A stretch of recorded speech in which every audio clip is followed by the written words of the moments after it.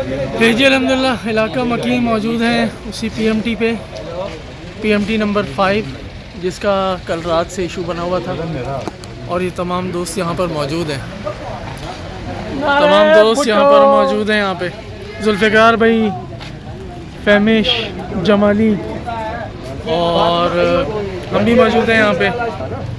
और पीएमटी जो है वो आ रही है, पहुँच चुकी है, बल्कि सोसाइटी के गेट पर है, कमांडर सीन हो रही है और अब प्रोसेस स्टार्ट होगा इसका, इंशाल्लाह इंस्टॉलेशन प्रोसेस स्टार्ट होगा।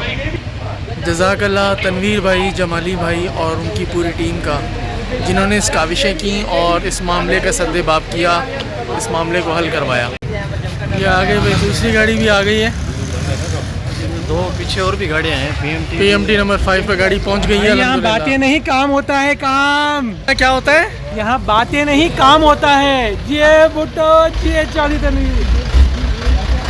और ठीक ये ले जी, माशाल्लाह इधर काफ़ी लोगों की, इलाका मकीनों की बहुत बड़ी तादाद यहाँ पर मौजूद है।